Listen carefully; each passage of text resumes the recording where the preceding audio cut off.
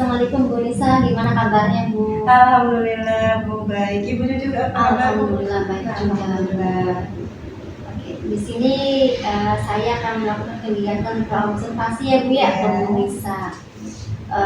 Sebelumnya saya ingin tahu dulu tujuan dari kegiatan praobservasi ini. Menurut Bu Nisa seperti apa Bu? Ya.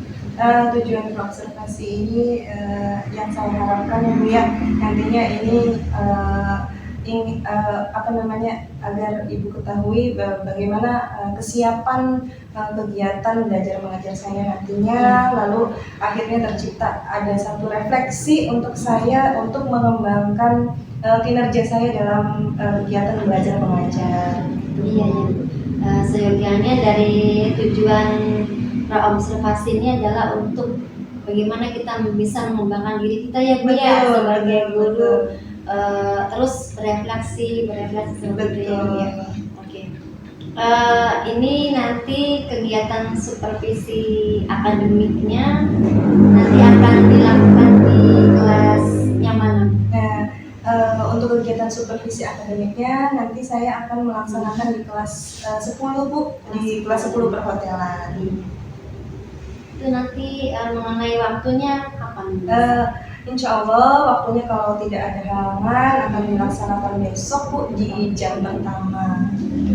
Mengenai tujuan pembelajarannya sendiri tentang apa Bu? Iya, tujuan pembelajaran yang akan saya sampaikan nanti ke siswa dan murid ini diharapkan ya Bu ya, siswa dan murid ini pertama bisa mengetahui tentang keluhan pelanggan, lalu yang kedua macam-macam keluhan pelanggan, lalu yang ketiga diharapkan siswa ini bisa mengimplementasikan materi-materi itu ke dalam kehidupan nyata di kehidupan sehari-hari. Nanti kira-kira Ibu di area pengembangan yang mana nanti di kegiatan pembelajaran Ibu yang ingin Ibu tingkatkan? Oke, yang ingin saya tingkatkan ini mungkin di inti ya Bu ya, karena saya di inti pembelajaran, karena saya ingin anak ini lebih aktif Bu, karena nanti akan ada presentasi, akan ada role play, akan ada ya sedikit brainstorming juga untuk anak-anak agar anak-anak ini aktif lah pula.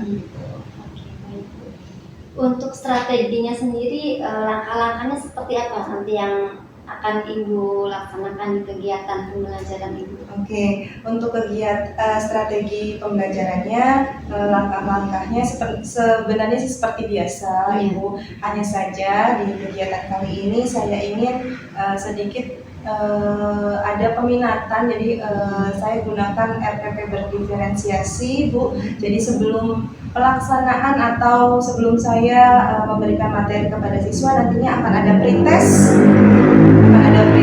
Pretest tersebut itu sebagai peminatan dan sebagai biar saya tahu bahwa anak tersebut ini sudah tahu atau belum tentang materi yang akan saya sampaikan. Lalu ada kegiatan inti seperti biasa, tapi di dalamnya ada role play, ada macam-macam kegiatan, dan ada beberapa media yang akan saya tampilkan. Salah satunya video, ada 2 video tayangan YouTube yang akan saya sampaikan ke anak-anak. Lalu setelah pembelajaran selesai, materi yang akan saya sampaikan ini sudah selesai, akan ada post test Bu. Post test ini bertujuan untuk mengetahui sejauh mana anak-anak ini akhirnya paham tentang materi yang saya berikan. Luar biasa sekali bagi saya. Baik, ini kegiatan dari praobservasi ya Bu ya. Mudah-mudahan nanti di kegiatan supervisi akademik besok nanti ya Bu ya. Insyaallah. Tetap semangat Bu. Amin Ibu, amin. Terima kasih Bu Nisa. Terima kasih Bu.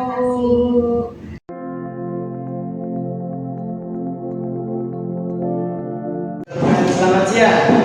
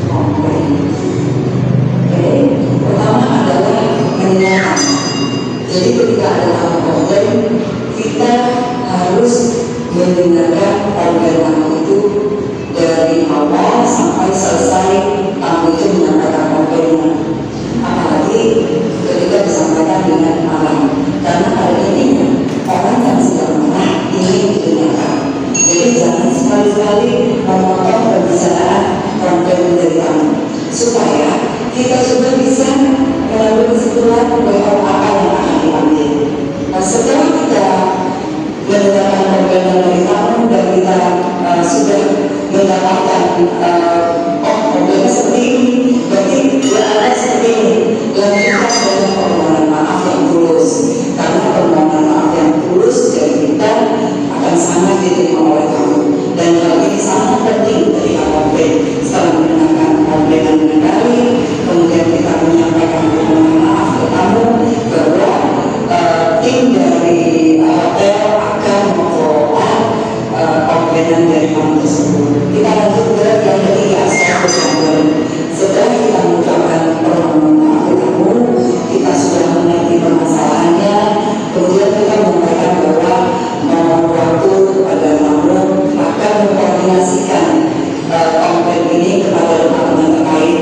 Setelah itu koordinasikan dengan departemen terkait apa permasalahannya. Setelah dikoordinasikan dengan tim terkait, segera secepatnya masalah komponen ini segera diselesaikan. Apakah itu masalah fasilitas dari kamar atau itu masalah ada pembina AC yang begini gitu.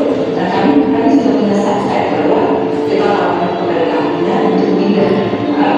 Biasanya kami memindahkan itu pasti di upgrade, karena kalau dibetulkan AC-nya waktu berada di kamar kan agak ini ya kurang sopan kalau barunya.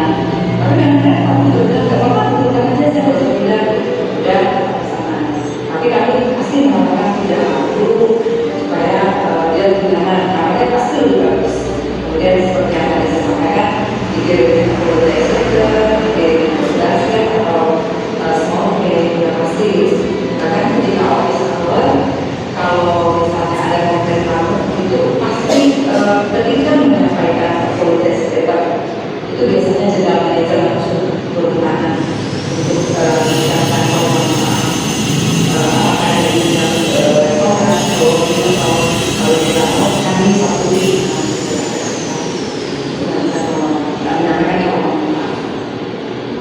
itulah dari dari hotel itu memang ekspektasi kamu selalu lebih tinggi.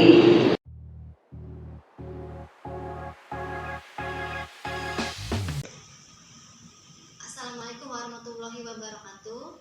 Saya Wastiansi, CGP Angkatan 9 tahun 2023 Kabupaten Indramayu dari SMK Pariwisata Yakni Jatibarang. Pada kesempatan kali ini, saya akan melakukan kegiatan pasca observasi supervisi akademik.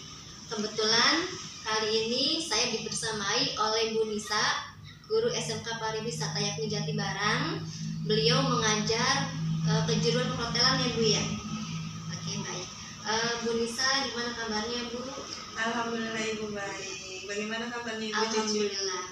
Kali ini kita akan melakukan kegiatan pasca observasi ya Bu ya. Sebelumnya Bu Nisa sudah melakukan kegiatan supervisi, kemudian sebelumnya juga pra observasi ya Bu ya. Kebetulan juga di situ saya sebagai pengamatnya ya Bu ya. Ini bagaimana perasaan Ibu setelah dilakukan supervisi kemarin Bu? Iya, ya alhamdulillah Ibu. Pengalaman baru, maksudnya kita kan rekan ya Bu ya, kita kan rekan sesama rekan guru di sini, dan saya juga sangat luar biasa sekali senang bisa berbagi pengalaman dengan Ibu Cucu. Baik, terima kasih. Bu Nisa bisa ceritakan kembali tidak Bu? Apa saja waktu itu tujuan pembelajaran yang Ibu lakukan pasti supervisi akademik ya Bu ya. Kemudian di area pengembangan yang mana waktu itu yang ingin Ibu kembangkan?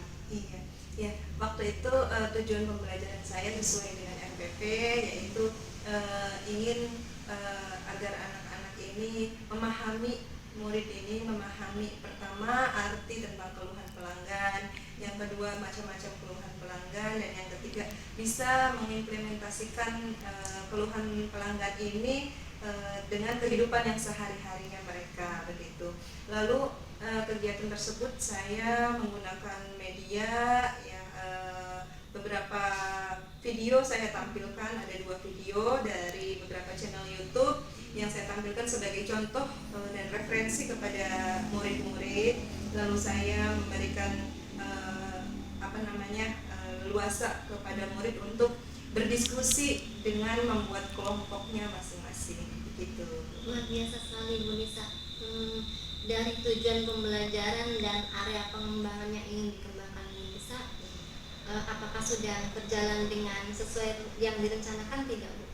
Ya, kemarin saat supervisi dengan RPP-nya ya Bu ya, alhamdulillah sih sesuai Bu, walaupun ya memang ada sedikit kendala ya di ininya ya, kendala teknis Bu. Kadang kita tidak bisa menebak pas di kelas bagaimana ya Bu Iya, ya, kadang betul. tidak sesuai dengan yang kita rencanakan sebelumnya. Betul. Baik Bu Nisa, misalnya kalau di range dari angka 1 sampai 10 nih Bu, Iya. kegiatan pembelajaran yang Ibu lakukan itu di posisi yang mana? Kalau di skala yang Bu ya 1 sampai 10 saya ambil di angka 8 Bu. Karena pertama tidak ada yang sempurna ya Bu ya. Kan tidak ada yang sempurna. Yang kedua memang karena ada keterbatasan saya untuk menjangkau beberapa siswa yang ya agak sulit untuk mengikuti pembelajaran gitu ya. Memang ada beberapa siswa juga yang aktif, tapi memang ada beberapa anak yang agak sulit gitu menerima dan menggapai di pelajaran begitu. Oke. Bu Nisa, menurut Ibu apa yang masih perlu ditingkatkan menurut Bu Nisa untuk pengembangan diri Bu Nisa dalam proses pembelajaran? Ya, untuk perkembangan diri maksudnya dalam proses pembelajaran, pertama yaitu dari diri saya sendiri, tentang kepercayaan diri ya Bu ya. Saya karena sebenarnya sih aslinya masih orangnya takutan Bu ya, grogi, kurang percaya diri apakah ini benar, apakah ini salah gitu loh. Nah yang kedua tentang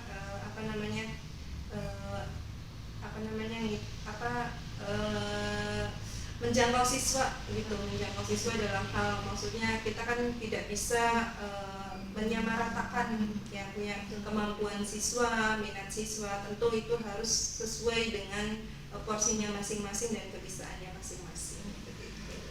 Jadi menurut Ibu yang perlu ditingkatkan adalah kepercayaan diri ya Bu Betul. ya. Betul, kita sebagai pengajar kadang ini mesti terus di push ya Bu ya, Iya, didorong benar. kepercayaan diri. Dan kemudian betul tadi yang katakan Nisa adalah kita harus bisa menjangkau semua anak-anak murid kita yang betul. di kelas, seberapa heterogen mereka, Betul. tetap kita harus bisa ya Bu ya. Iya. Baik Bu Nisa, nah itu dari hal yang perlu ditingkatkan tadi ya Bu ya. Kira-kira apa yang akan Ibu lakukan untuk kedepannya? Strategi apa yang Ibu akan gunakan? Ya, sebenarnya sih ada beberapa rencana, yaitu salah satunya dengan saya berkolaborasi dengan guru produktif juga, maksudnya dalam hal pembelajaran. Barangkali kalau kita berkolaborasi ya Bu ya, bertukar pikiran gitu, bertukar pendapat, ide dan gagasan, mungkin tercipta suatu hal yang baru dan menarik yang akhirnya anak-anak ini tertarik gitu untuk belajar begitu. Ya betul, kolaborasi ya. Kadang kita di situ mendapatkan ide baru ya Bu Iya, ya, yang kadang betul. belum kita terpikirkan sebelumnya. Betul, barangkali. betul. Baik, terima kasih sekali Bu Nisa Iya, atas mengganggu waktunya. sama-sama Ibu Juju, sangat senang saya Sukses juga. terus ya Bu ya. Amin, Semangat sama. terus. Terima kasih ya Bu. Terima kasih Ibu Juju.